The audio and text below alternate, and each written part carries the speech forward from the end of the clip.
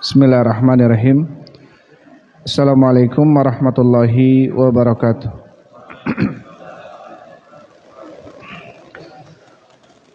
Alhamdulillahilladzi arsala rasulahu bil huda wa dinil haq liyudhhirahu 'alad dini kullihi wa kafa billahi syahida wa asyhadu an la ilaha illallah wahdahu la syarikalah iqraran bihi wa tauhida wa asyhadu anna Muhammadan abduhu wa rasuluhu. Allahumma shalli wa sallim ala nabiyyina Muhammadin wa ala alihi wa ashabihi ajmain, amma ba'd.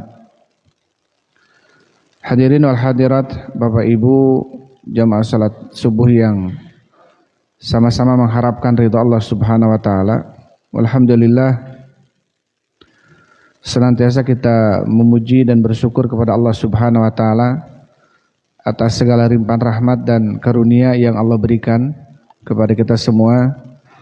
Terus di pagi hari ini kita masih dihidupkan oleh Allah dalam kondisi kita masih diberikan hidayah oleh Allah Subhanahu wa taala untuk menjalankan sebagian kewajiban kita selaku kaum muslimin muslimat, yaitu salat subuh berjamaah dilanjut dengan thalabul ilm. Mudah-mudahan langkah yang kita langkahkan ke majelis ilmu ini menjadi penyebab dimudahkannya langkah kita menuju surga Allah Subhanahu wa taala. Taib, Bapak Ibu yang dirahmati Allah Subhanahu wa taala, insyaallah kita lanjutkan pembahasan kita dalam Kitabut Tauhid karya Syekh Muhammad bin Abdul Wahhab rahimahullahu taala. Bulan yang lalu kita sampai ke Babu minasyirki libsul halqati wal khayti wa nahwihima. Bab termasuk daripada kesyirikan adalah memakai kalung atau gelang dan yang semisal dari keduanya. Liraf'il bala au daf'i, tujuannya adalah untuk mengangkat bala dan menolaknya. Dan ini sudah kita bahas tentang bentuk kesyirikan. Ketika seseorang memakai kalung atau gelang atau selain daripada keduanya, mau itu ali, ya, mau apapun itu yang dikenakan dalam dirinya, tubuhnya, tujuannya adalah untuk menolak bala dan mendatangkan manfaat, maka ini adalah kesyirikan. Bisa masuk ke dalam kesyirikan yang besar atau bisa masuk ke dalam kesyirikan yang kecil. Kapan memakai kalung dan gelang itu bisa masuk ke dalam kesyirikan besar?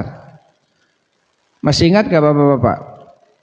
Kapan ketika seseorang memakai kalung dan gelang masuk ke dalam kesyirikan yang besar? Dalam kondisi apa? Masih ingat gak? Ustaz, gimana Ustaz? Kapan bisa dikatakan sebagai syirik yang besar, musyrik yang besar yang bisa keluar dari Islam? Ketika kapan? Ketika meyakini bahwasanya kalung dan gelang tersebut bisa mendatangkan manfaat dan menghilangkan madarat selain Allah Subhanahu wa taala. Jadi ketika kita meyakini bahwa kalung yang kita pakai atau gelang atau cincin atau apapun yang kita kenakan, diyakini bahwasannya benda itu bisa mendatangkan manfaat dan menghilangkan madarat selain Allah, maka jelas ini musyriknya syirik besar. Pelakunya bisa keluar dari Islam. Tapi kalau dia meyakini bahwasannya kalung dan gelang ini sebagai sebab saja, yang menyembuhkan itu Allah, yang mendatangkan manfaat dan madarat Allah. Adapun kalung dan gelang yang saya pakai ini sebagai sebab kesembuhan saja, maka ini adalah berarti dia telah menyandarkan sebuah kesembuhan kepada sebab yang sebab itu enggak menyembuhkan. Dan ini masuk ke dalam kesyirikan yang kecil. Atau bisa masuk ke dalam bentuk yang haram yang sifatnya tasyabbuh. Karena tentunya laki-laki tidak dianjurkan memakai kalung, gitu ya. Tidak dianjurkan memakai gelang. Kalau memakai ali atau cincin, maka Rasul juga memakai cincin atau ali. Adapun kalau kita memakai kalung dan gelangnya karena mencontoh orang-orang vokalis ini vokalis itu, berarti ini dikhawatirkan masuk ke dalam bentuk tasyabbuh, bentuk menyerupai. Dan ini para ulama mengatakan itu pun tidak boleh. Kecuali kalau yang kita pakai betul-betul mendapatkan atau di dalamnya ada sebab kesembuhan, ya. Ada sebab kesembuhan. Taib itu sudah kita bahas, ya. Sekarang kita masuk ke bab setelahnya. Bismillahirrahmanirrahim.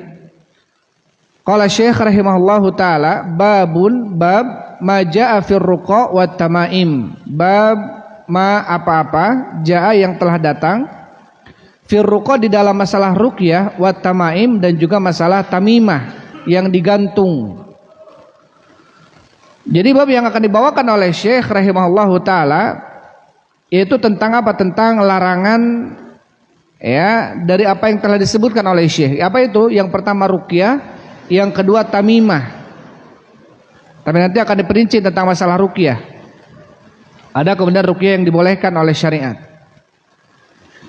Dan kaitan bab ini dengan kitab tauhid, ya, karena jelas, karena ketika seseorang dia betul-betul membersihkan dirinya dari amalan-amalan yang bisa membatalkan kesyirikan, bisa membatalkan tauhid, artinya jatuh kepada kesyirikan, maka ini termasuk perkara yang bisa mengurangi kesempurnaan, bahkan menghilangkan tauhid.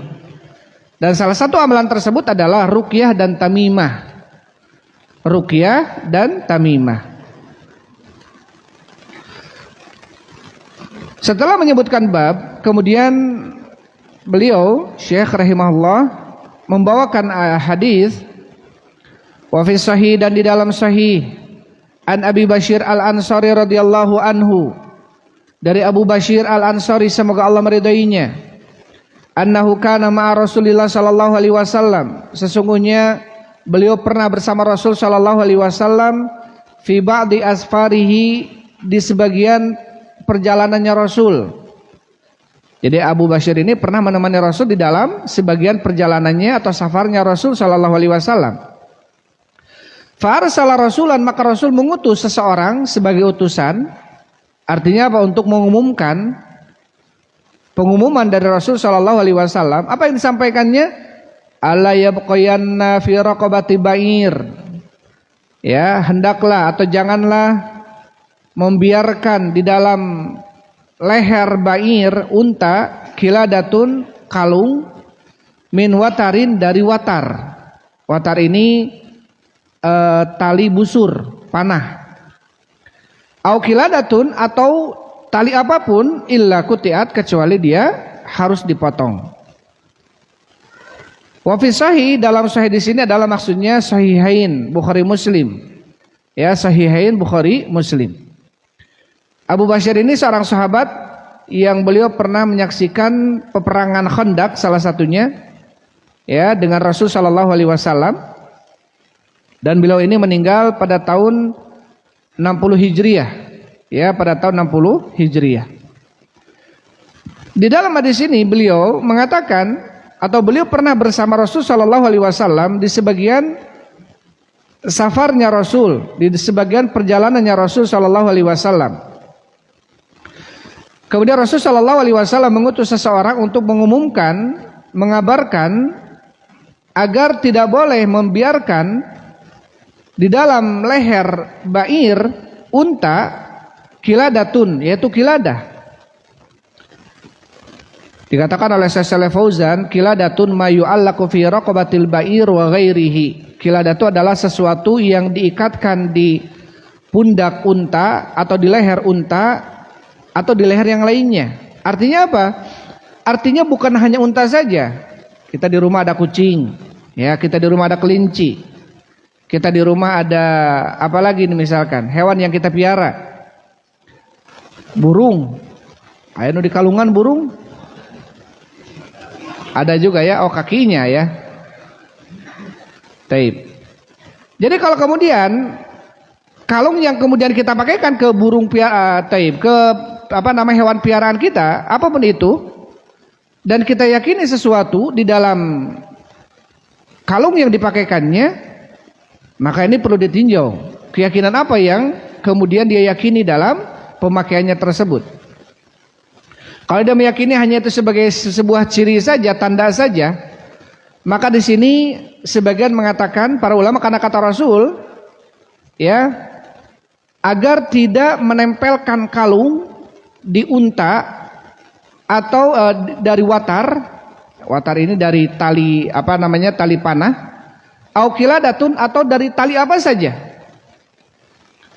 Menunjukkan apa? Menunjukkan ketika kita menggantungkan atau ketika mengalungkan sesuatu, karena dulu pada zaman Rasul Shallallahu Alaihi Wasallam ini kebiasaan yang dilakukan oleh orang jahiliyah. Mereka tidaklah mengaitkan sesuatu, menggantungkan sesuatu, kecuali mereka meyakini sesuatu.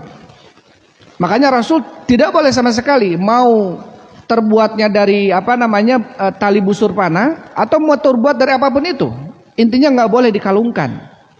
Nggak boleh mengalungkan sesuatu, ya. Terlebih kalau mengalungkan tersebut dia mempunyai keyakinan, ini jelas-jelas haram. Maka di dalam hadis ini ada beberapa hukum. Yang pertama adalah ketika kita mengaitkannya, meyakini bahwasanya kita kaitkan itu bisa memberikan manfaat dan madarat selain Allah, jelas ini syirik besar. Yang kedua, kita meyakini yang kita kaitkan itu, yang kita gantungkan itu dalam leher hewan, ya, itu hanya sebab saja. Yang menyembuhkan dan menyakitkan hanyalah Allah Subhanahu wa taala. Ini bisa masuk ke dalam syirik yang kecil. Kalau kita tidak meyakini apa-apa, tetapi itu sebagai tanda saja, ya, ini sebagai hiasan saja, maka ini sebaiknya, ada mengatakan sebaiknya apa? Sebaiknya ditinggalkan. Karena Rasul Shallallahu Alaihi Wasallam mengatakan alla yabqayanna. Ada nun taukid di sini. Nun taukid ini artinya apa? Menguatkan hukum sebelumnya, la nahiyah dari Rasulullah. Artinya Rasul betul-betul melarang untuk tidak meninggalkan di dalam leher unta apapun itu, tali dari terbuat apapun itu. Mau terbuat dari busur panah atau terbuat dari apapun, kecuali harus dipotong. Kecuali harus dipotong. Apalagi kalau kita meyakini sebuah keyakinan yang syirik, jelas-jelas harus dipotong lagi, gitu ya. Jelas-jelas hukumnya harus dipotong. Tidak meyakini sesuatu saja ini dipotong. Karena apa? Tasyabuh dengan orang-orang dulu, ya, zaman jahiliyah, mereka kebiasaan menggantungkan sesuatu itu, meyakini sesuatu. Maka dikhawatirkan oleh Rasulullah, ya, ketika para sahabat menggantungkan sesuatu pasti ada, atau dikhawatirkan ada niatan tertentu gitu. Ya, ada niatan tertentu. Taib. Dikatakan oleh Syekh Shalih Fauzan hafizahullah taala di dalam hadis ini, Nabi Shallallahu Alaihi Wasallam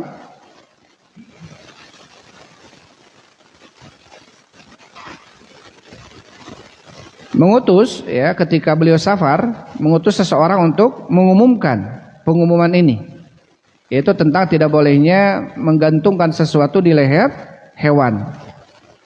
Di leher hewan yang dimaksud di sini dalam hadis ini adalah ba'ir. Tetapi tentunya hewan apapun yang menjadi piaraan kita, maka tidak boleh kita menggantungkan sesuatu di lehernya. Ya, kecuali dalam kondisi darurat. Dalam kondisi memang perlu dipakaikan untuk sebagai tanda. Kambing kita bahasa Sundanya diangonkan gitu ya, digembalakan dengan kambing-kambing yang lainnya, dikhawatirkan tercampur. Kita buat tanda saja di lehernya, agar kita tahu bahwa ini adalah kambing-kambing kita, ya. Atau kalau biasanya dikasih kasih spidol atau kasih yang lainnya, dikhawatirkan merusak warna, dikhawatirkan mengganggu, maka kemudian diikat. Ini sebagai bentuk ciri saja. Setelah itu kita putuskan lagi, lepas lagi. Maka yang seperti ini hanya untuk supaya tidak tertukar dengan kambing yang lainnya, maka ini dalam kondisi darurat gitu ya, insya Allah tidak mengapa. Tapi setelah itu kemudian kita putuskan lagi. Maka di dalam hadis ini kaitannya dengan bab, di dalam hadis ini menunjukkan bahwasannya menggantungkan sesuatu di dalam leher unta yang terbuat dari tali busur atau yang lainnya untuk menolak manfaat atau untuk menolak bala dan mendatangkan manfaat, ini haram, syirik yang besar. Karena dia menggantungkan sesuatu yang haram. Ya, ini menggantungkan sesuatu yang haram, tadi kita sebutkan ya, ada 3 hukum dalam hal ini. Dan diambil faedah dari hadis ini, kata Syekh Shalih Fauzan, yang pertama adalah bahwa saya menggantungkan sesuatu kepada leher hewan ini mempunyai 3 hukum, ya, sebaiknya ditinggalkan. Yang kedua adalah izalatul mungkar, menghilangkan kemungkaran. Karena Rasulullah SAW melihat ketika itu banyak yang menggantungkan sesuatu di leher-leher unta mereka, gitu. Walaupun tidak ditanya satu-satu oleh Rasulullah SAW, kenapa kamu melakukan ini? Apakah kamu meyakini ini bisa mendatangkan manfaat, menolak bala? Nggak ditanya satu persatu perinciannya, tapi Rasul kemudian mengatakan untuk supaya diputus, dilepaskan. Ya, kenapa? Karena nanti dikhawatirkan dalam sebuah hadis yang lainnya, man ta'allaqa syai'an wukila ilaih. Barang siapa yang menggantungkan sesuatu, maka dia akan disandarkan kepada sesuatu itu. Kita menggantungkan sesuatu di rumah, pas masuk pintu, gantungkan sesuatu di rumah. Atau kita menggantungkan sesuatu di mobil. Walaupun kita mungkin menggantungkan sesuatu di mobil hanya walaupun tulisan Arab gitu ya. Kadang-kadang meyakini suganoe salamat gitu. Kan seperti itu. Kan yang kita gantungkan ayat Al-Quran. Terus kalau kita meyakini suganoe salamat. Suganoe ketika menggantungkan ayat ini bisa terhindar dari kecelakaan dan mara bahaya misalkan. Ini pun salah satu termasuk keyakinan yang nggak boleh, walaupun ayat Al-Quran. Tapi kalau kenapa kamu gantungkan ini? Ini ayat Al-Quran ini, misalkan ayat ya ayyuhalladzina amanu taqul, tentang takwa misalkan ya. Biar saya teringat terus agar kita bertakwa, untuk tadzkir misalkan. Ini tidak mengapa. Seperti Syekh Al-Albani atau Syekh bin Bas ini membolehkan kalau memang tujuannya untuk tadzkir, untuk supaya kita teringat bahwa kita harus bertakwa. Atau misalkan ayat kullu nafsin dha'iqatul maut. Ketika kita lihat itu, ingat bahwa kita akan mati gitu ya. Kalau memang itu tujuannya, itu manfaatnya, sebagian ulama ada yang membolehkan. Tapi sebagian lagi tetap sebaiknya jangan. Sebagian lagi tetap sebaiknya jangan. Tapi kalau betul-betul memang tujuannya adalah tadzkir, maka ada sebagian yang memberikan rukhsah. Ya, kalau tujuannya adalah untuk supaya kita ingat dengan kematian. Taib, kemudian hadis yang setelahnya, wa Ibnu Mas'udin radhiyallahu anhu, dari Ibnu Mas'ud, semoga Allah Subhanahu wa taala meridainya. Qala, berkata Ibnu Mas'ud, sami'tu Rasulullah sallallahu alaihi wasallam yaqul, aku telah mendengar Rasul sallallahu alaihi wasallam bersabda, innar ruqa wat tamaima wa tiwalata syirkun, sesungguhnya ruqyah dan juga tamimah, sesuatu yang digantung, wa tiwalata, dan juga tiwala ini nanti akan dijelaskan adalah sesuatu yang dipakai agar istri cinta terus sama suaminya atau suaminya cinta terus sama istrinya. Tiwala ini pelet gitu ya, pengasihan. Taib. Pelet atau pengasihan. Sesungguhnya ruqyah dan juga tamimah dan juga pelet ini syirkun, termasuk daripada kesyirikan. Rawahu Ahmad wa Abu Daud. Hadis ini diriwayatkan oleh Imam Ahmad dan Abu Daud. Hadisnya sahih. Ada kemudian sebagian kaum muslimin melihat hadis ini dan kemudian tidak diperinci hukumnya, akhirnya apa? Mengatakan ruqyah itu termasuk kesyirikan, sehingga anti daripada ruqyah sama sekali. Nggak boleh ruqyah, karena Rasul mengatakan innar ruqa wa tamaima wa tiwalata syirkun. Sesungguhnya ruqyah, tamimah dan tiwala adalah kesyirikan. Ini umum. Tapi kan kita pernah mendapatkan hadis dari Imran bin Husain sebagaimana hadis sebelumnya, sebelum bab ini, tentang Rasul sallallahu alaihi wasallam, siapa di antara kalian yang melihat bintang jatuh malam tadi? Kemudian kata Said bin Jubair kepada Imran, siapa? Kata Imran, saya pernah melihat tadi malam. Tapi saya melihat malam tadi bukan saya sedang sholat, enggak. Takutnya orang menyangka saya tadi melihat bintang jatuh sedang sholat malam gitu ya. Jadi para sahabat dahulu mah justru mereka menutupi, dikhawatirkan mereka berhusnudzon, justru mending ditutup saja. Kenapa kamu bangun malam tadi? Saya bangun malam tadi bukan karena saya sholat, tapi karena saya ludigtu, disengat. Kemudian apa yang kamu lakukan? Irtaqaitu, saya meminta ruqyah. Ditanya oleh Sa'id bin Jubair, fama hamalaka ala dzalik? Apa yang kemudian membuatmu melakukan itu? Kemudian haditsun hadatsani Sya'bi, telah memberikan hadis kepadaku Sya'bi, terus sampaikan dari Rasul sallallahu alaihi wasallam bahwasanya la ruqyata illa min ainin aw hummatin. Tidak ada ruqyah kecuali dari penyakit ain dan penyakit humma. Penyakit ini penyakit demam. Demam yang disebabkan karena tersengat, ya. Tersengat kelabang, tersengat kalajengking, ular, apapun itu akan membuat seseorang humma, artinya demam. Maka pengobatan dengan ruqyah itu lebih mujarab. Ya. Terus bagaimana dengan hadis-hadis yang lainnya tentang ruqyah? Para ulama mengatakan bahwasanya pengobatan ruqyah di dalam humma dan penyakit ain, demam dan penyakit ain ini adalah la afdhala ruqyatin min ainin aw hummatin, seakan-akan tidak ada ruqyah yang paling afdol kecuali untuk humma dan ain. Walaupun boleh, kita bukan sakit demam, kita pun bukan sakit karena ain, sakit perut misalkan. Kita doakan perut yang kita sakit, yang terasa sakit, kita bacakan ayat Al-Quran. Kita doakan di sini, ya, di tempat yang sakitnya, nggak apa-apa. Kita bacakan Al-Fatihah, nggak apa-apa. Bukan karena demam atau karena ain.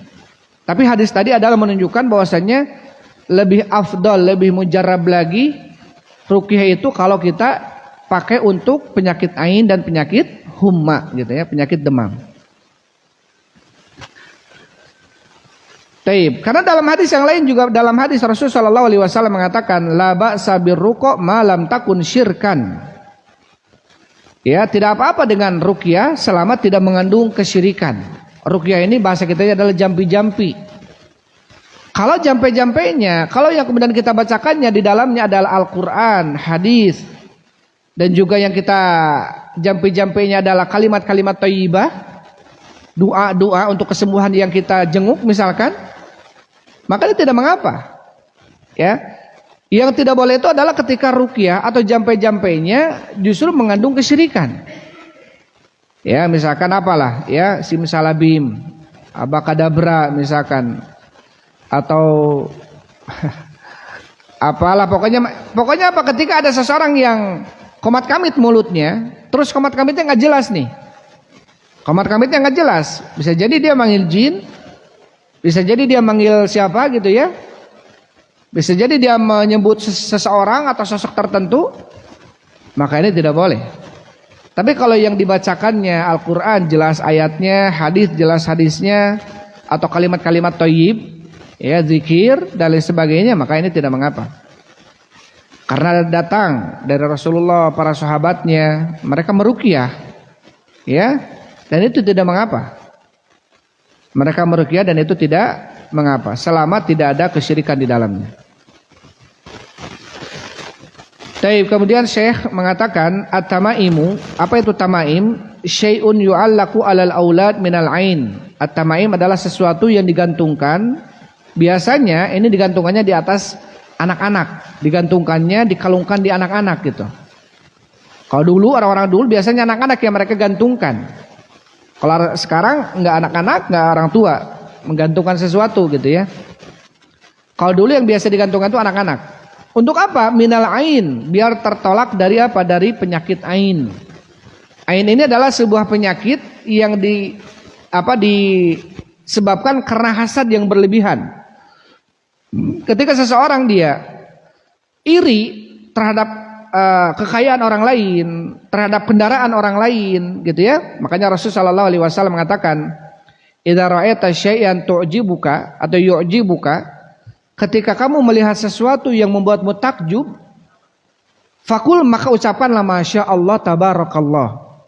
Ya, makanya kalau kita pernah ke Arab Saudi gitu ya, di sana mobil-mobil itu masya Allah tabarakallah. Dikhawatirkan orang melihat mobil kita dan mobil kita bagus, kemudian wah, halus pisan ieu mobil. Bisa-bisa jual meletus di tengah jalan gitu ya. Bisa kempes atau bisa terjadi sesuatu karena ain, dan ini hak. Kata Rasulullah sallallahu alaihi wasallam, wal ainu hak, penyakit ain itu benar adanya. Ya, penyakit ain itu benar adanya. Makanya dalam hadis ketika seseorang mengunjungi anak bayi, mendoakan bayi, "U'idzuka bikalimatillahi tammah min kulli syaitanin hamah wa min kulli ainin walama." Ya, dan juga dari penyakit ain. Ya, kita lindungi bayi ini juga dari penyakit apa? Penyakit ain. Makanya kita di pagi hari kalau ada anak lucu gitu ya, anak kita menggemaskan, kita doakan pagi harinya, sore harinya. Dikhawatirkan orang-orang, ih budak saya mini lucu kieu gitu ya, sidik budak bapak anak gitu. Dia tanpa mengucapkan masya Allah, tanpa mengucapkan tabarakallah gitu ya, dikhawatirkan nah tadi mah sehat perasaan sore, ayeuna jual sakit gitu ya. Lewat maghrib dia lah ngerengek, nangis, nggak tahu apa nih si anak ini apa keinginannya. Kadang-kadang kita nggak paham, ya ternyata sorenya dia dipuji manusia tersebut tanpa mengucapkan masya Allah tabarakallah. Ini dikhawatirkan muncul ain yang kemudian menyebabkan si anak ini apa? Itu tadi sakit, ya atau terganggu syaitan. Makanya penting kita mendoakan anak kita, mengusap ubun-ubunnya sambil kita doakan pagi, sambil kita doa pagi sore itu sambil kita pegang anak itu. Itu tamimah. Lakin idza kana al-mu'allaqu minal Qur'an, tetapi apabila yang digantungkannya itu Al-Qur'an, ya, farakhasa fihi ba'dus salaf, maka sebagian salaf memberikan rukhsah, keringanan, kebolehan. Tetapi wa ba'duhum lam yurakhis fihi, tetapi sebagian lagi tidak memberikan rukhsah dalam hal ini. Wa yaj'aluhu minal manhiyi anhu, dan menjadikan hal ini termasuk perkara yang dilarang. Minhum Ibnu Mas'ud, semoga Allah meridainya. Di antara mereka yang melarang adalah Abdullah bin Mas'ud. Ya, termasuk yang tidak membolehkan walaupun yang digantungkannya adalah Al-Qur'an. Ya, walaupun yang digantungkannya ada, dan ini kebanyakan para ulama ya, kebanyakan para ulama sebaiknya tidak menggantungkan sesuatu daripada Al-Qur'an, kecuali kalau dia menggantungkannya itu untuk mendapatkan tazkir, peringatan. Ketika kita menggantungkan sesuatu di rumah, ya, ada kaligrafi, ayatnya tentang Al-Quran. Di mobil ada ayat tentang Al-Quran, di dalamnya ada peringatan agar kita ingat misalkan tentang kematian, ayat tentang takwa, ya, maka ini sebagian mengatakan boleh. Tapi sebagian lagi tetap, ya, tidak melihat ini sebagai rukhsah. Artinya apa? Nggak usah menggantungkan sesuatu. Artinya tidak usah menggantungkan sesuatu walaupun itu daripada ayat Al-Quran. Itu tamimah. Jadi tamimah itu adalah menggantungkan sesuatu yang digantungkan, itu adalah tamimah. Kemudian yang kedua adalah waruko, hialat itu sama azaim. Ruko itu adalah yang biasa disebut dengan azaim atau azimah. Azimah ini adalah jampe-jampe gitu ya, sesuatu yang bisa dianggap bisa menyembuhkan, itu azimah. Dan ruko ini tentunya secara bahasanya ruko ini yang dibaca, ruqyah, yang dibacakan. Dan asal hukumnya ketika yang dibacakannya kosong daripada kesyirikan, maka ini tidak mengapa. Wa khassa minhu dalil ma khala minasyirki, ya. Dan tentunya dibolehkan selama kosong daripada kesyirikan. Artinya ruqyah tidak mengandung kesyirikan. Ruqyahnya jelas hanya membacakan Al-Quran, maka ini tidak mengapa. Faqad rakhasa fihi Rasul sallallahu alaihi wasallam minal ain wal humma.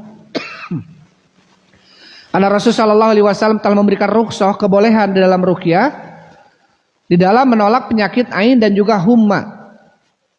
Ya, ini sudah kita sampaikan ya tentang hadis tadi, Imran bin Husain tadi. Kemudian watiwalati, dan tiwala, apa itu tiwala? Syai'un yasna'unahu yaz'umuna annahu yuhabbibul mar'ata ila zawjiha. Tiwala itu adalah sesuatu yang mereka buat dan mereka menyangka bahwasannya sesuatu yang mereka buat ini bisa apa? Yuhabbibul mar'ah, akan membuat perempuan ini cinta kepada suaminya. Warujula ila imraatihi, atau suaminya cinta kepada istrinya. Pengasihan gitu ya. Sesuatu yang dibuat agar si orang yang melihatnya atau pasangannya lebih cinta, lekat terus. Nah, ini juga tidak boleh tiwala. Dan ini termasuk apa? Termasuk kesyirikan. Ini termasuk kesyirikan. Dan hasil dari apa yang tadi disebutkan bahwasannya penulis menyebutkan ada beberapa di sini, ada tamimah, ada ruqyah, dan juga ada tiwalah. Kalau tamimah itu tadi ya perinciannya, ketika kita ada 3 hukum gitu ya, ketika kita menggantungkannya, menganggap yang kita gantungkan ini bisa memberikan manfaat, madarat selain Allah, jelas ini syirik besar. Kalau yang kita gantungkan ini diyakini bahwasanya sebab saja yang memberikan manfaat madarat adalah Allah, ini syiriknya kecil. Dan ketika kita menggantungkan sesuatu hanya sebagai bentuk apa ya, hiasan, tanda atau hiasan mungkin ya, maka ini sebaiknya diputus. Ini sebaiknya diputus. Karena apa? Dikhawatirkan juga ada bentuk penyerupaan dengan orang-orang jahiliyah dahulu. Karena orang-orang jahiliyah dahulu mereka tidak menggantungkan sesuatu, pasti mereka meyakini sesuatu itu. Makanya Rasul mengatakan man ta'allaqa tamimatan wukila ilaih. Barang siapa yang menggantungkan tamimah sesuatu, apapun yang digantungkannya, terbuat dari apapun bahannya, dia meyakini atau dia menggantungkan sesuatu, wukila ilaihi, dia akan disandarkan kepadanya. Artinya apa? Dibuat hatinya akan bersandar kepada yang digantungkan itu. Terlebih kalau kemudian keyakinannya penuh dengan kesyirikan, maka terus aja akan bergantung kepada yang digantungkan, bukan kepada Allah Subhanahu wa taala. Jadi karena kebiasaan orang-orang jahiliyah dahulu, mereka menggantungkan sesuatu di rumahnya, di kendaraannya, di hewannya. Ya, bahkan mereka mempunyai pohon, yang pohon itu mereka anggap punya keberkahan, mereka menggantungkan pedang-pedang mereka di sana. Orang musyrikin dahulu. Sehingga kalau terjadi peperangan, maka pedang yang mereka gantungkan di pohon yang punya berkah ini dianggap bisa memberikan kemenangan dalam peperangannya. Namanya apa namanya? Zatu anwat. Sidratu zatu anwat, pohon sidr. Ya, pohon sidr, zatu anwat. Mereka mempunyai pohon tersebut yang mereka gantungkan. Karena tidaklah menggantungkan sesuatu pasti meyakini sesuatu yang dikhawatirkan menyelisihi syariat. Bisa syirik besar, syirik kecil, ataupun menyerupai orang-orang musyrik. Maka sebaiknya tidak menggantungkan sesuatu. Kemudian adapun ruqyah, sudah tadi kita bahas ya, ada ruqyah yang masyru', yang disyariatkan kalau di dalamnya bacaan Al-Qur'an, bacaan hadis, dan kalimat-kalimat yang baik, zikir-zikir, doa-doa untuk kesembuhan yang kita bacakan. Tetapi kalau di dalamnya tidak ada itu semua, yang ada malah kalimat-kalimat yang enggak kita pahami maknanya. Ini orang ini baca apa gitu ya, komat kamit nggak puguh gitu. Nah, ini sebaiknya sudah kita suudzon saja nih. Kalau bukan Al-Quran, kalau bukan hadis, kalau bukan doa-doa yang kita kenal selama ini tentang doa orang sakit gitu ya, maka ini sebaiknya dihindari. Apalagi ruqyah-ruqyah sekarang bermacam-macam metodenya ya. Ini perlu untuk kita perhatikan juga ya. Ada ruqyah-ruqyah kemudian membuat si penyakit yang sakit ini dipindahkan penyakitnya ke tubuh kambing gitu ya. Kasihan kambing ya, nggak tahu benar apa enggak dia ini. Banyak sekali kemudian amalan-amalan yang seperti ini gitu ya. Yang kebanyakan manusia juga sebagian ada yang percaya tentang kondisi seperti ini. Ini mengkhawatirkan kondisinya. Tapi kemudian yang ketiga adalah tentang tiwalah. Ini tiwalah jelas di sini hukumnya mamnu, dilarang. Tidak ada yang masyru', tidak ada yang mamnu, semuanya mamnu. Tiwalah itu, pelet itu semuanya mamnu. Apalagi dengan membuat sesuatu dengan cara-cara yang tidak disyariatkan. Tapi kalau cara-cara yang disyariatkan oleh Allah Subhanahu wa taala, ya pelet itu ada dalam Islam, bukan pelet maksudnya agar orang cinta kepada kita, itu ada dalam Islam. Seperti kita memberikan hadiah, ya, seperti kita menyebarkan salam, seperti kita menghadiri pengajian seperti ini. Sampai kata Rasul sallallahu alaihi wasallam, tahadu tahabu. Saling memberikan hadiah di antara kalian, niscaya kalian saling mencintai. Jadi ketika kita saling memberikan hadiah akan muncul cinta. Kata Rasulullah. Kemudian yang kedua adalah absus salam bainakum. Awala adulukum ala syai'in idza fa'altuhu tahabbtum? Maukah aku tunjukkan kepada kalian jika kalian melakukannya kalian saling mencintai? Apa itu ya Rasulullah? Afsus salam bainakum, sebarkan salam di antara kalian. Ketika kita saling menyebarkan salam satu dengan yang lainnya, ini akan muncul cinta kita kepada saudara kita. Yang ketiga adalah dengan menghadiri kajian ilmu. Karena 4 poin yang akan dijamin oleh Rasulullah SAW ketika seseorang duduk di majelis ilmu. Yang pertama akan diberikan kepadanya ketenangan. Ya, illa nazalat alaihimus sakinah. Yang kedua, ghasyiyatuhumur rahmah, akan diberikan kasih sayang oleh Allah, cinta.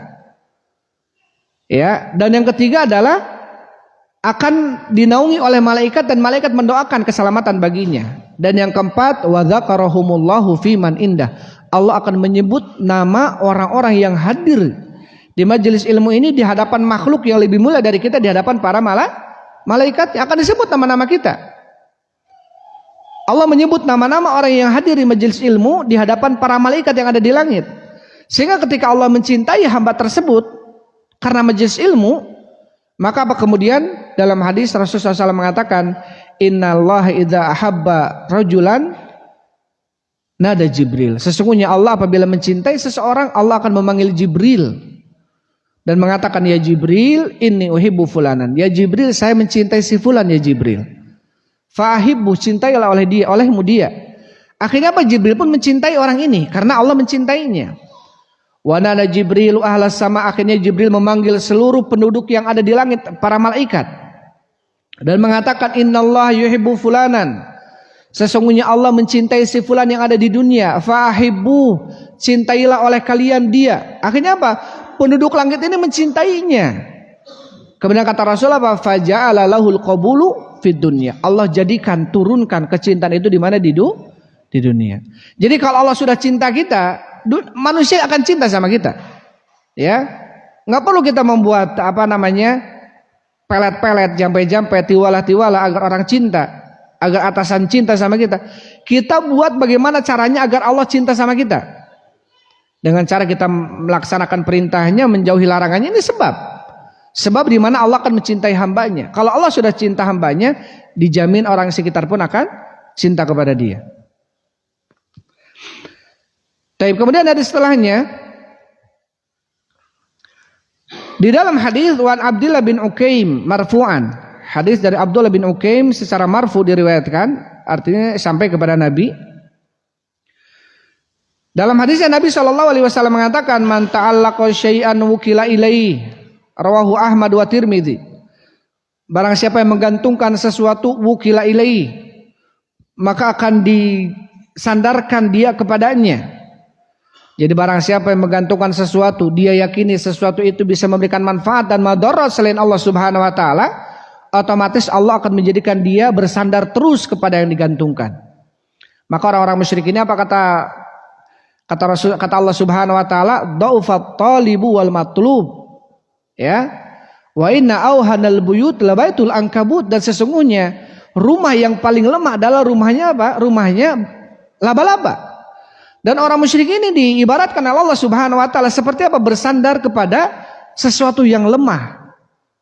Dhaufat talib wal matlub, sangat lemah orang yang meminta dan sangat lemah pula yang dimintanya. Siapa? Yaitu tandingan selain Allah Subhanahu wa taala. Sampai diibaratkan oleh Allah Subhanahu wa taala seperti bersandar, bergantung kepada rumah yang paling rapuh, yaitu rumahnya laba-laba. Dalam kondisi apa? Orang musyrik itu akan terus dijadikan oleh Allah, dia bersandar kepada kesyirikannya. Kalau dia punya keris kecil, dimandinya harus malam Jumat katanya, dengan kembang 7 rupa. Kalau keris kecil ini dibawa kemana-mana, kalau dagang akan lancar dagangnya, kalau nyari perempuan akan dapat cepat perempuannya gitu ya. Kalau dia kerja, atasannya akan suka terus sama dia, cinta terus sama dia. Dia mandiin aja malam Jumat, setiap malam Jumat. Lupa aja malam Jumat yang keberapa gitu ya, wah dia sudah. Perasaan telah hancur dunia ini gitu ya. Nauzubillahi min dzalik. Dia menggantungkan sesuatu kepada sosok yang sangat lemah. Beda kalau kemudian kita senantiasa bergantung kepada zat yang maha kokoh, maha kuat, yaitu Allah Subhanahu wa taala. Maka di sini disebutkan oleh Syekh Shalih Fauzan, man talaqa syai'an ay iltafata qalbuhu anillahi ila syai'in ya'taqidu annahu yanfa'uhu aw yadfa'u anhu.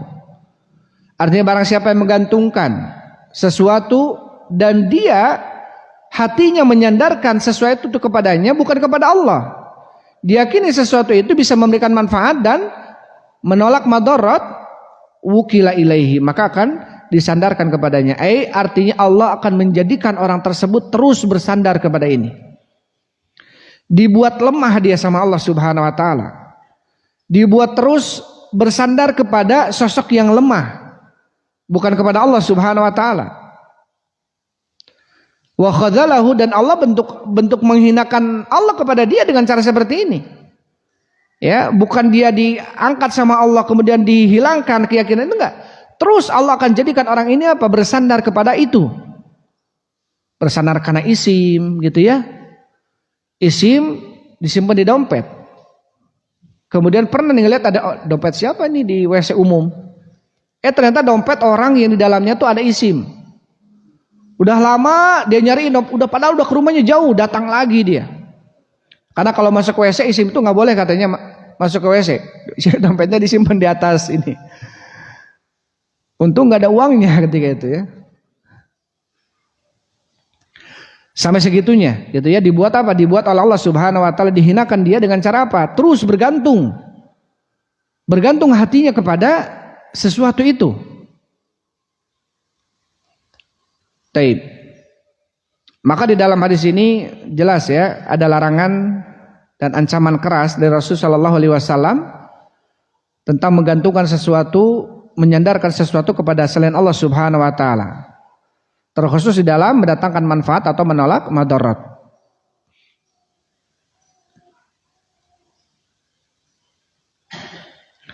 Dan juga di dalam hadis ini Syekh Shalih Fauzan mengatakan anal jaza min jinsil amal, bahwasanya balasan itu tergantung amalannya, dari jenis amalan. Ketika dia menggantungkan sesuatu, maka Allah akan jadikan orang tersebut bergantung kepada sesuatu itu. Ya, semakin Allah jadikan apa? Semakin Allah jadikan dia lemah, bersandar kepada sosok yang lemah. Karena balasan itu tergantung amalan.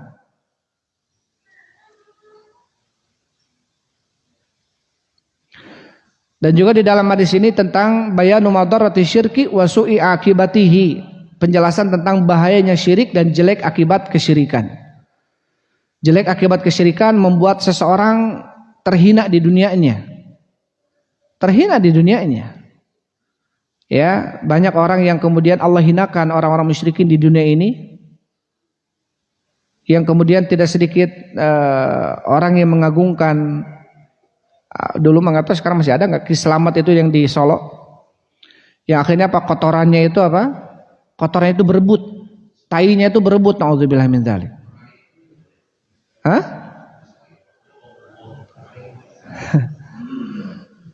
Padahal yang berebutnya ini, atau di India sekarang kalau kita melihat postingan presiden India atau yang menghina muslim, yang benci sekali sama Islam, dia apa, dia sampai makan tai kerbau gitu ya.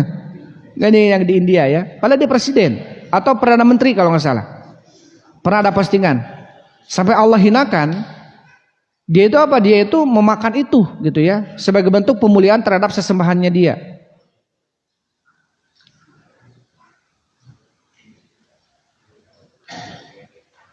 Taib. Kemudian hadis setelahnya, warawal Imamu Ahmadu, dan telah meriwayatkan Imam Ahmad an Ruwaifi, dari Ruwaifi, semoga Allah meridainya.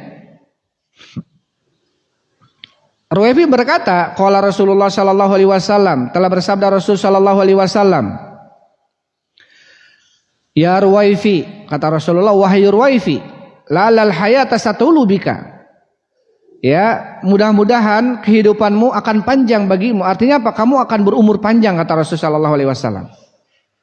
Fa akhbirin nasa, maka kabarkanlah kepada manusia, annaman aqada lihiyatahu, bahwasanya orang yang mengepang jenggotnya, mengikat, nama jenggot aya panjang ku panjangna nyunah gitu ya, diuntun gitu.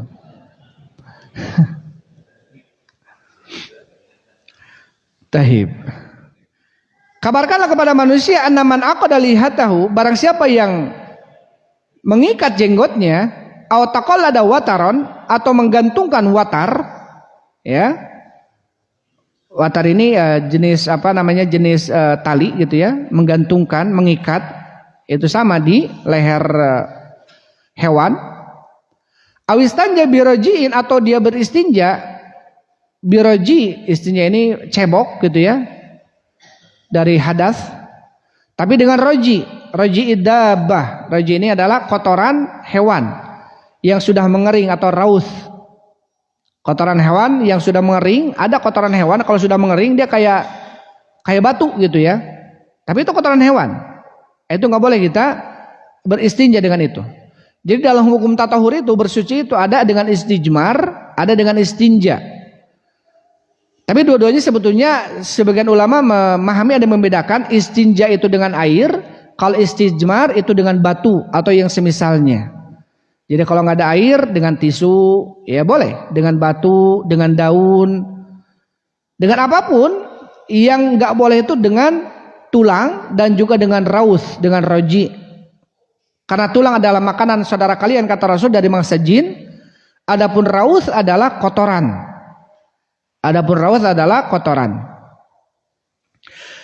Kabarkanlah kepada manusia, barang siapa yang mengikat jenggotnya atau menggantungkan sesuatu, atau dia beristinja dengan kotoran hewan yang sudah mengering, au admin, atau beristinja dengan tulang, fa inna Muhammadan bari'um minhu, maka sesungguhnya Muhammad berlepas diri darinya. Bari'un minhu, berlepas diri darinya artinya apa? Ini ancaman yang keras dari Rasulullah. Ya, Rasulullah SAW berlepas diri dari orang-orang melakukan hal ini. Maka para ulama, Imam Zahabi mengatakan salah satunya adalah ketika ada lafadz laisa minna, bukan termasuk dari golongan kami, atau fa inna Muhammadan bari'un minhu, Rasulullah berlepas diri darinya, atau la'anallah, Allah melaknat, la'ana Rasul melaknat, atau amalan tersebut ada ancamannya di dunia dengan hukuman Islam, atau ancamannya di akhirat dengan api neraka, maka amalan tersebut dosa besar. Maka amalan tersebut adalah dosa besar. Jadi kapan kita bisa melihat dosa ini besar atau kecil? Ketika amalan ini diancam oleh Allah pelakunya di akhirat dengan api neraka, di dunia dengan hukuman Islam, potong tangan gitu ya, cambuk, rajam, atau dengan ancaman Rasul dengan laknat Allah, laknat Rasul, atau dengan ancaman Rasul berlepas diri darinya, atau laisa minna, bukan dari golongan kami orang yang melakukan ini, maka berarti amalan tersebut adalah dosa besar. Ketika kita berupaya menjauhkan diri dari dosa-dosa besar, apa kata Rasulullah? Kata Allah Subhanahu wa taala bahwasanya apa? Intajtanibu kaba'ira ma tunhauna anhu nukaffir ankum sayiatikum wa nudkhilkum mudkhalan karima. Jika kalian berupaya menjauhkan diri kalian dari dosa-dosa yang kami larang, dosa besar, karena dosa kecil ini kita nggak mungkin lepas, kadang-kadang jatuh kepada dosa kecil itu. Tapi ini dosa besar yang jelas-jelas besar dengan definisi yang tadi disebutkan. Apa kata Allah? Nukaffir ankum sayiatikum. Kami akan menghapuskan bagi kalian dosa-dosa kalian. Wa nudkhilkum mudkhalan karima, dan kami akan masukkan kalian ke dalam tempat yang mulia yaitu surga. Sama kata Ibn Abbas, dijamin surga bagi orang yang berupaya menjauhkan dirinya dari dosa besar. Kenapa? Karena Allah akan menjamin dia masuk ke surga.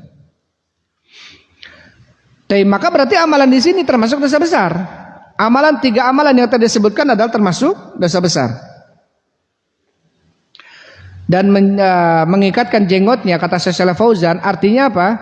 Ma'nahu ma yafaluna minal hurub min qatliha wa aqdiha takabburan.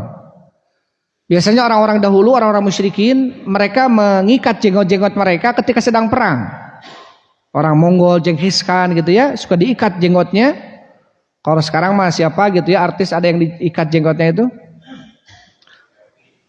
Pepi ya. Pemerhati selebritis itu juga nih, Masya Allah.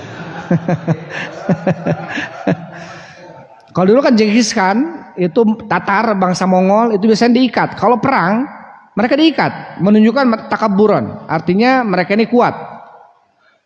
Nah, ini dilarang oleh Rasulullah SAW, karena ini amalan-amalan orang musyrikin, gagah-gagahan gitu, dengan itu.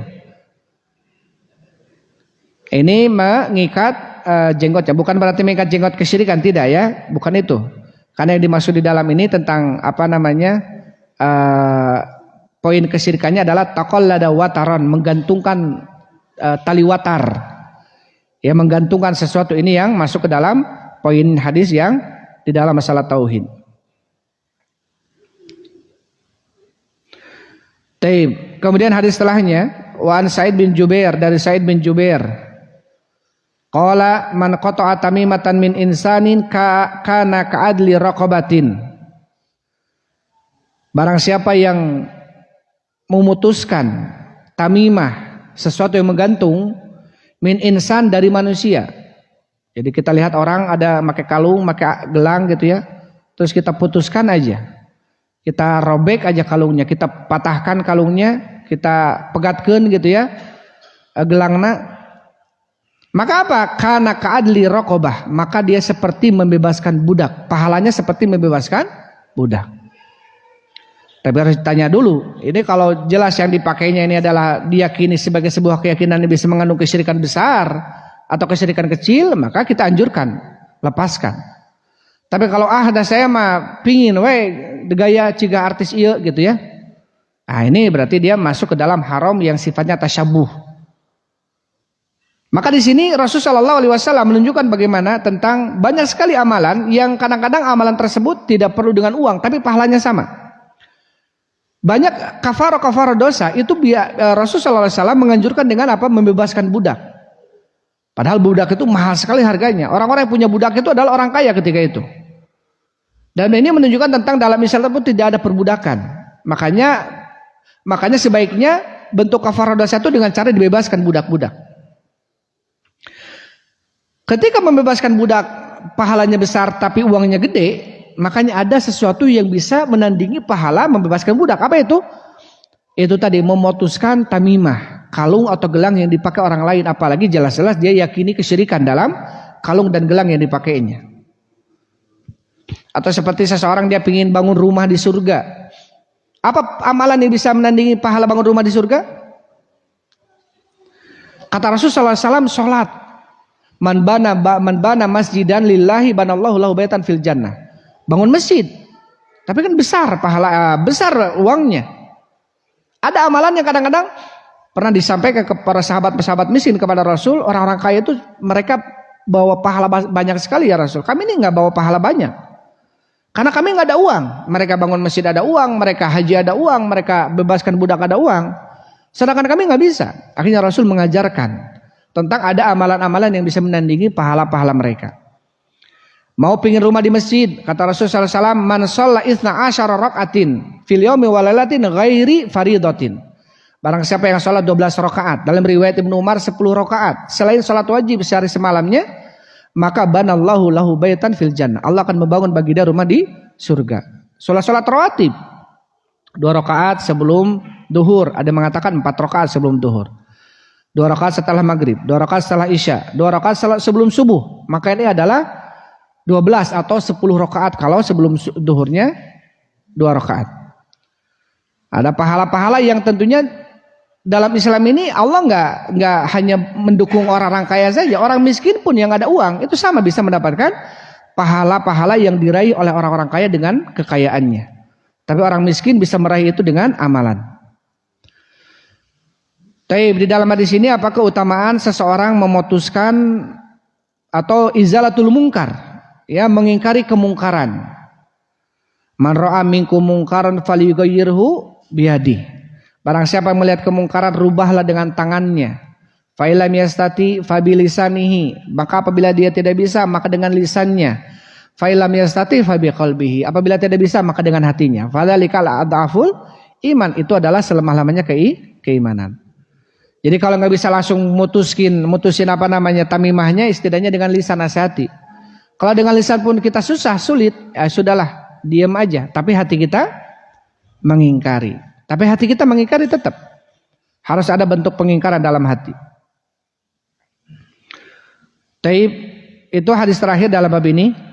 Inti daripada disampaikan tentang bab ini adalah tentang tidak bolehnya seseorang menggantungkan sesuatu gantungan yang ketika menggantungkan itu meyakini sesuatu yang di luar keyakinan Islam. Maka ada 3 hukum. Yang pertama syirik besar, syirik kecil, yang ketiga adalah haram yang sifatnya tasyabuh, menyerupai orang-orang musyrikin atau orang-orang jahiliyah terdahulu. Tapi itu saja mungkin Bapak Ibu yang dirahmati Allah Subhanahu wa taala. Semoga apa yang disampaikan tadi bisa dipahami dan bisa menambah wawasan kita tentang tauhid ini. Sebelum ditutup mungkin ada yang ditanyakan, silakan. Mangga, Pak.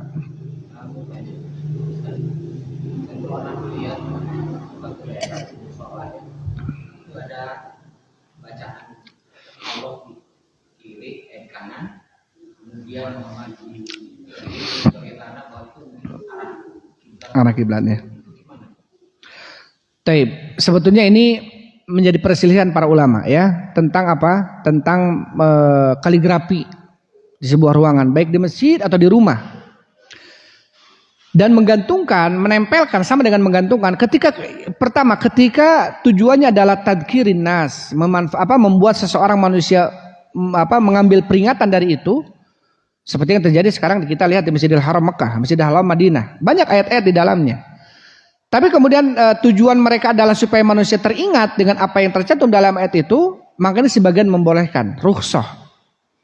Tapi kalau tidak ada manfaatnya, ya, makanya dikhawatirkan ya tabaha, bahwa saya termasuk tanda-tanda hari kiamat nanti akan ada manusia-manusia justru apa?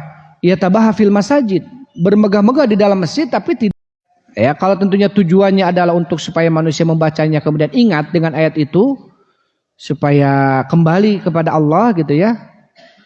Tentunya ada manfaat di dalam hal itu maka nggak apa-apa. Tapi kalau hanya yatabaha fil masajid, bermegah-megah dalam masjid, ini sebaiknya ya tidak dilakukan ya. Wallahu a'lam bishawab. Mangga silakan.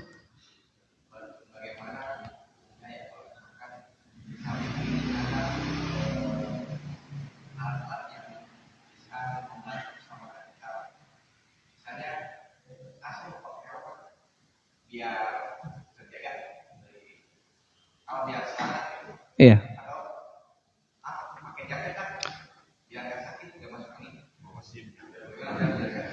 Masya Allah. Itu pertanyaan dan memang tadi saya nggak jelaskan. Itu sesuatu yang sifatnya mubasyir ya. Nggak apa-apa. Bahkan kita dianjurkan mengambil sebab itu dianjurkan dalam Islam. Sebab-sebab keselamatan. Ya kita berobat tadawu. Ya fa inna fi kulli da'in dawa, berobatlah kalian karena setiap penyakit itu ada obatnya. Alima man alima wa jahila man jahila. Tahu yang tahu, bodoh yang bodoh. Artinya ada yang tahu ini obat, ada yang enggak tahu ini obat gitu. Artinya apa? Kita disuruh oleh Allah dan Rasulnya mengambil sebab di dalam keselamatan, tapi sebabnya yang syar'i. Syar'i ini kalau enggak dari ayat Al-Qur'an, kalau enggak dari hadis Rasul, kalau enggak dari orang-orang peneliti yang khibrah. Khibrah ini apa? Dia ini ilmuwan, memang dalam pakarnya dalam ini. Tahu kalau ini adalah penyelamat. Obat bisa menyembuhkan, paracetamol bisa menurunkan panas misalkan. Ini tentunya ilmuwan yang menemukan ini. Atau orang-orang penemu gitu ya, dokter yang ahli. Kalau tadi sifatnya mubasyir, jaket. Kita biar gak kedinginan. Kalau dingin masuk angin, kalau masuk angin sakit. Berarti penyebab yang mubasyir. Yang sifatnya langsung. Ini gak mengapa, helm. Ya, tentunya bisa setidaknya menjadikan sebab agar terhindar dari kalaupun celaka gitu ya, setidaknya teparah teing gitu ya. Maka tidak mengapa. Ini sesuatu yang syar'i. Sebab yang dianjurkan bahkan ya. Sebab yang dianjurkan. Wallahu a'lam bishawab ya.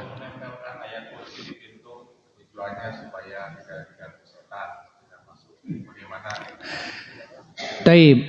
Karena ketika ayat Al-Qur'an yang bisa mengusir syaitan itu, kata Rasul sallallahu alaihi wasallam, iqra'u ala buyutikumul Qur'an. Dalam hadis surat Al-Baqarah, fa inna syaitan tanfir minal bait tuqra fihi surat Al-Baqarah. Bacakanlah di rumah kalian surat Al-Baqarah karena syaitan akan lari dari rumah yang dibacakan surat Al-Baqarah. Jadi yang bisa dijadikan manfaat Quran itu adalah bacaannya, kita baca. Tapi kalau kemudian ditempel, diyakini itu bisa menolak bala, mendatangkan manfaat, ini masuk ke dalam ayat ini, hadis yang tadi disebutkan.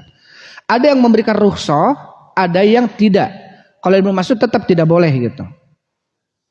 walaupun ayat-ayat Al-Quran. Tapi saya menampilkan ayat kursi, saya bisa biar hafal, biar ingat terus, biar dibaca, biar ingat tentang kandungannya ayat Al-Kursi misalkan ya, ini nggak apa-apa. Tapi kalau meyakini di luar keyakinan itu, ini dikhawatirkan masuk ke dalam larangan-larangan ini.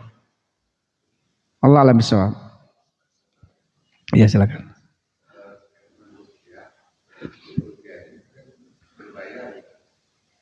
Taib. Ruqyah berbayar.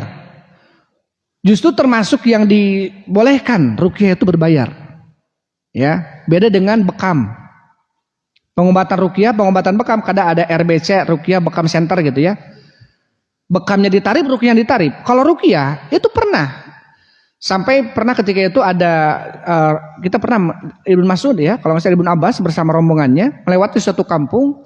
Di kampung itu tidak ada seorang pun yang menjamu mereka sebagai tamu gitu. Tidak ada yang menjamunya, minimal ngasih-ngasih makanan atau apa enggak. Kemudian setelah pergi rombongan ini, di antara mereka ketua kampungnya ada yang sakit. Kemudian disusullah rombongan ini, hal minkum mirraqin, apakah di antara ada orang yang bisa ruqyah? Kata di antara para sahabat ini ada. Tapi syaratnya sembelihkan kambing bagi kami. Disembelihkan kambing. Dibacakan ruqyah, alhamdulillah sembuh.